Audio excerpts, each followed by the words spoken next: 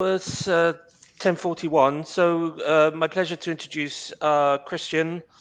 And Kristian has been solution engineer for quite some time, 8 years.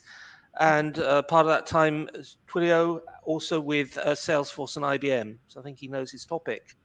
Today it's going to be under the title of Upgrading CRM into Customer Engagement. So we'll find out what's behind that. And to expect from this session is really what you make of it. Obviously, there will be an introduction, would provide some context, but there's plenty of scope to interact through the chat. I'm going to be looking at the updates in the CRM through trends, right? Different sources of data to validate that, and see what the expectations are from the different business functions, because it is a cross-functional solution. And then why are customers building customer engagement platforms around their CRM? And doing so with building blocks, right, which are scalable. So it's never a one-shot system. Okay, so perhaps we can have some context. Now, this is only 25 minutes, so I know there's a lot to talk about. We can take questions as we go. Still no problem there. So, Kristian, I wonder if you could talk about and speak to the CRM landscape. What's happening? All right. So before we start off with the CRM landscape, I'll just do a quick self-introduction. You've kind of set me up pretty well there, Jonathan, so thank you for that. Very quickly, I'm currently a principal solutions engineer with Twilio, and I think of this role as a technology advocate. Been here for almost 2 years now, helping customers try to elevate their customer engagement. And you're right, prior to this, I was with Salesforce, which is a pretty popular choice for CRM. And hence, that's today's topic on upgrading CRM to customer engagement platforms. In short, in Twilio, we call these CEPs. So, Jonathan, you talked about what does the CRM landscape looks like right now. And I'd start off by kind of breaking this landscape down into the different personas that interact with the CRM, right? So there's three key personas in general that interacts with the CRM, starting with sales, service, and also marketing. Now, starting with sales, CRM typically is called Salesforce automation platforms. Salespeople use this to track leads that they have acquired, and then do lead conversion, pipeline management, do some forecasting on the business to make sure that there's a continuity of the business and deals that are coming in. So that's typically what Salesforce automation or what CRM means for sales. From a service perspective, these are your typical customer service agents, and they need CRM for a different reason. CRM for service agents, right, are typically intended for to provide the best customer support, to know your customer well, and provide all the different channels. Traditionally, these are channels like email and voice calls coming in, but we're starting to see digital channels as well in the customer service side of CRMs. And last but not least, CRMs are also great sources of data that our marketing team typically like to use as well. CRM typically links a lot with marketing automation tools to automate that whole engagement process, either via digital channels or a combination of digital and in-person channels as well, right? Now, the landscape also breaks down to the different ways people use CRMs. So coming from Salesforce, I would consider that as what we can think of as a general purpose CRM platform, right? It's intended for a lot of different industries. So there's a lot of players in this space. I'm not going to name all of them. There are also specialized CRMs. Recently, I've seen, my wife, by the way, works in a dental clinic, and they use CRMs, very specialized ones for clinic management. And they need specialized modules there as well on appointment reminders, on setting up appointments and taking down patient notes. So that's a very specific CRM in the clinics and the dental and the whole medical space. There are also specialized CRMs in pharmaceuticals. It could be construction. So it's very specialized for those niche industries. And last but not least, I do see customers as well looking at this landscape.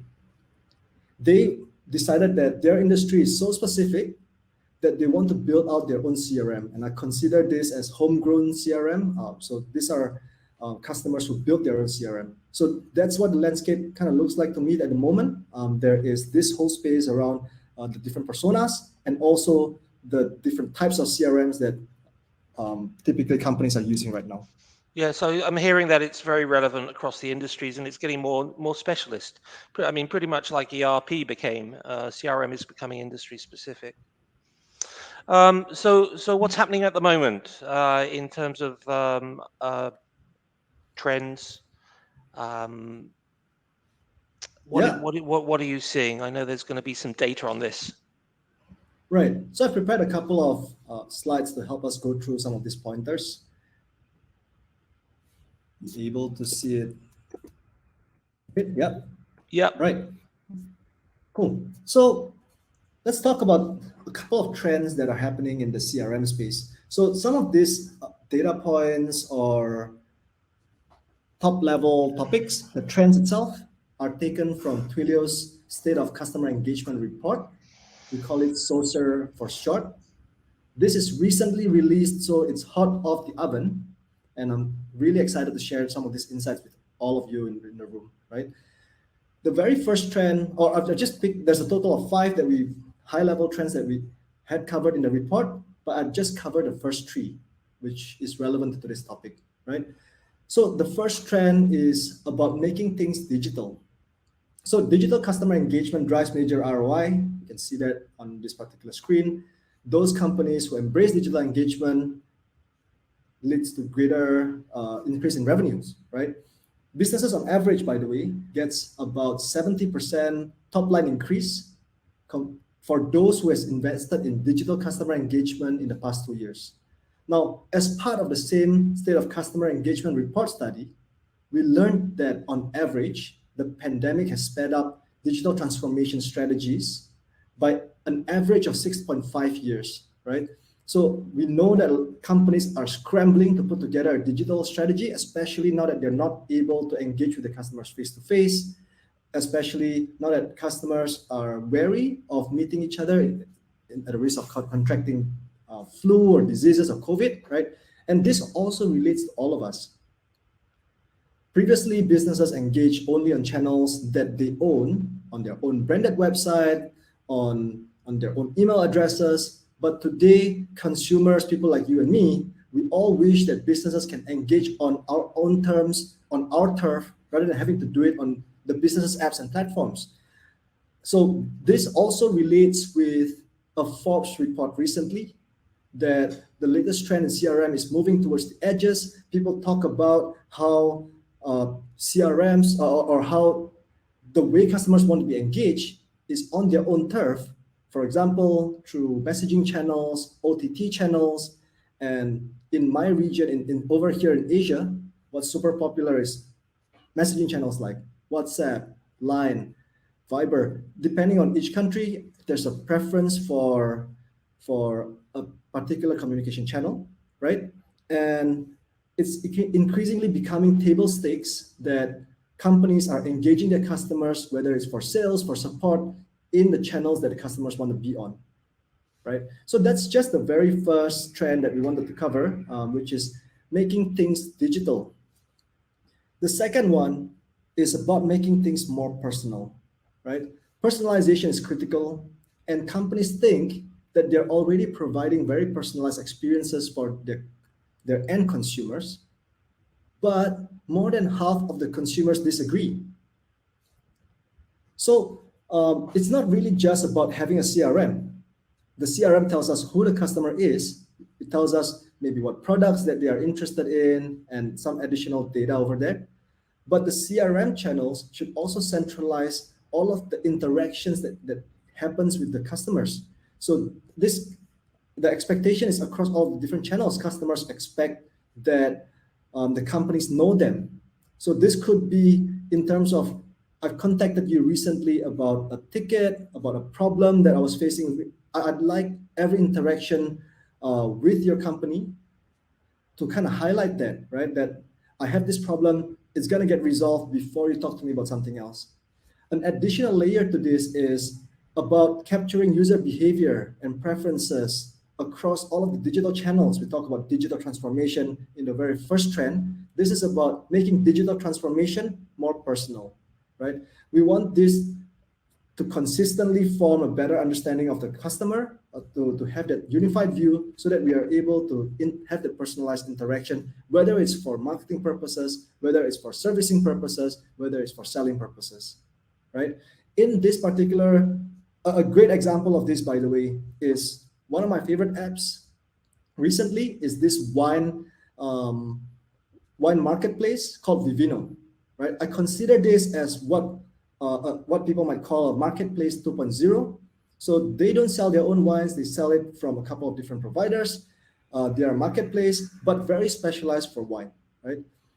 Vivino sends out really personalized messages, and the app itself is super personalized. This is the one email, by the way, that I look forward to receiving in every couple of days because they're super tailored to tell me what wines that I've been looking at, what wines I'm interested in. So this is what making it personal really looks like for me, right? Bring the right content, drive it through the right channels, make sure that I receive all of these notifications at the right timing. All of those are what Vivino is bringing to the consumers, and this is why they're one of the most popular wine searching and purchase applications out there.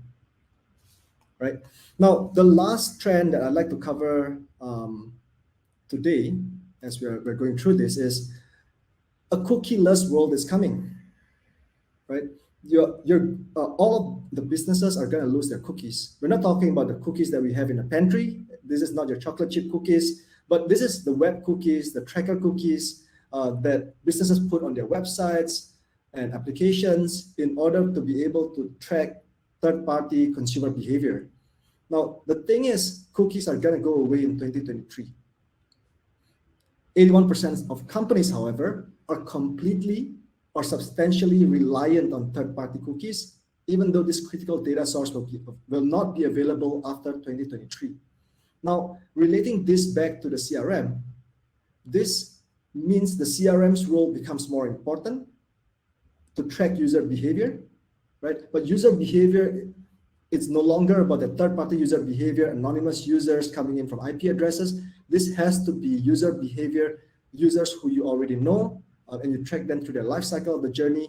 And there's this upcoming trend that we call customer data platforms, to be able to capture and consolidate all of these user interactions on your digital platforms, right? In order to be able to better engage with your end consumers as they are going through that digital journey with your brand, with your company, right? So those are the trends that I'm seeing relating to CRMs based on the Twilio State of Customer Engagement report, Jonathan. Thanks. Where can people get this report? Is it publicly available? Yeah, so at the end of the day, at the end of the slides today, I'll be able to share the link for this. So stay tuned, stick around, and then we'll be touching on that as well. Yeah, it was surprising to me that digitalization has been brought forward by 6 years. So I think this quantifiable data is really useful, right? And also knowing that the customers say they're not satisfied, but people who implement these systems might think they are. And what does satisfied mean, right? Like you were saying, your experience. Yeah. And then the use of cookies is not just a technical matter. It seems to be much more than that, right? It seems to be about goals and outcomes, right? The technology is there as a means to an end. Right. Yeah. 100%. Interesting. Okay, let's take a look at this. In the chat, there's a couple of questions. Let's see if they're relevant to this. But I really wanted, before the questions, kind of just set this up because we only have, I don't know how much time, 5-10 minutes. Really, you talked about one customer. It'd be really interesting to hear about other customers, examples. Yeah. Looking at the questions, how does this, can you read the question? Yeah, so I think there's a list of questions. So I'll talk about the one that you just asked, Jonathan, which is, are there examples of use cases of customers that are in this space, right? So we come back to the questions. Okay. Yeah, let's do that. So I wanted to talk about a couple of customer use cases, right? Relating to the first trend, we talk about customer engagement moving to digital. We have a couple of customers in the financial services space, and a particular one is Singapore Life, right? You can see some of these customer stories on our Twilio website as well. But the short of it is Singapore Life is a digital insurtech provider here in Singapore. So one of the key things that they realized is in order to be ahead of the game with some of the incumbents in the insurance space, they need to engage with their customers more intimately. And because they operate mainly in Singapore, WhatsApp is the key channel that they need to engage with their end consumers. So what they have right now is Salesforce as their CRM. And in order for them to have that better engagement, they look to Twilio to be where their customers are, which is on WhatsApp. So they build out that integration. They were able to have WhatsApp as one of their customer service channels. So when the customers reach out to them, it's via WhatsApp. It feels very personal. It feels very conversational. And therefore, they're able to provide this differentiated, more intimate service that they can bring to their consumers, to their customers. And therefore, that gives them a consistent, elevated brand ratings as compared to some of the more traditional providers in the space, right? So this is one story of how digital customer engagement gets more relevant. It's moving towards that whole like personalized messaging channels. The second trend, by the way, we talked about making it personal and relating that to the third trend as well, into moving into a cookieless world. Now, Crypto.com is a really great example here. So they are a global cryptocurrency and financial service platform, and they make it easy for people of all ages to get started with crypto. Crypto, by the way, is really a hot topic for all of us these days. And the problem is it's really hard for a layman to get into this crypto game, right? Now, their goal is to make it super easy to get there. The thing that Crypto.com does, though, is they leverage on Twilio and Segment customer data platform in order to transition into this cookieless world and yet still be able to make it personal for all of their current customers, right? So what they did with the customer data platform is they're able to capture all of the interactions that the customer are currently having across all of their digital channels. And digital channels here refer to the main exchange where people are able to buy and sell coins or be able to convert their fiat currency into coins or vice versa. And also the recently launched NFT platform called Crypto.com NFT, where they're able to also track people's interest, how often they come to the NFT space and be able to buy digital assets right from the NFT page. So all of these digital interactions are captured with the singular goal of understanding the customer's behavior better, be able to market to them better, be able to provide better support to them as they're traversing through all of the different digital assets that Crypto.com has. And therefore, higher customer engagement is the game that they're looking to get into in order to differentiate themselves with some of the other crypto exchanges out there. So these are two use cases, two customers relating to some of the questions around what does moving to a cookieless world really mean, right? So I think this also addresses one of the questions in the list here from Shang on how does this customer platform work in this cookieless world. That is just one great example. Crypto.com tracks their customers' interaction, not through a cookie method, right, but through a customer data platform which captures all of those interactions, relating them to the customer profile, and have that single view of customer across all their digital interactions. Yeah. Hopefully that addresses one of the questions that you threw out there, Jonathan, around some use cases of customer story, and also to address Shang's question, right? Yeah, I'm just thinking. Yes, from a developer's perspective, right? If it's not using cookies, then what is it using? So if I'm a developer, when I'm designing a digital, very personalized portal, maybe I should call it customer experience Right. channel, right? Is that Yeah. the right word? What do I think of? I mean, what are the technical building blocks if it's not cookies, right? Because API days, and there's a lot of different technologies out there, from access management through to these huge databases.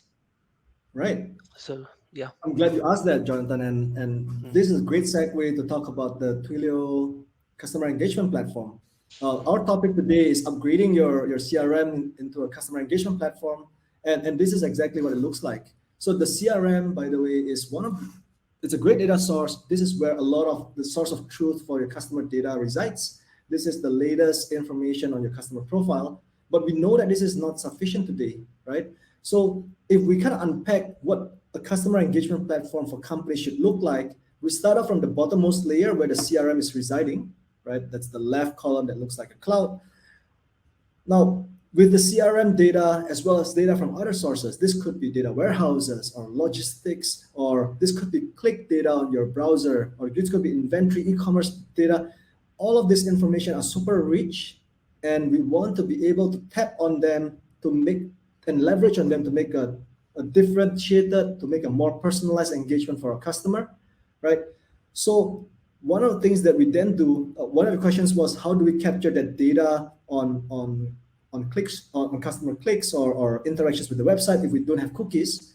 So the way that works is we deploy a simple JavaScript snippet, and we're able to track interactions, page loads, or streams, or click paths, right? And then we're able to stream that data into the customer data platform, which we then consume from a downstream perspective, right? Whether it's pushing that data into a CRM so that we have a greatest view of customer interactions, or whether we push that to automated customer engagements, push them into a Facebook audience, push them to Google Ads. So all of those are things that potentially we're able to automate and do, right, with this customer data platform, the tentacles right in the middle, right?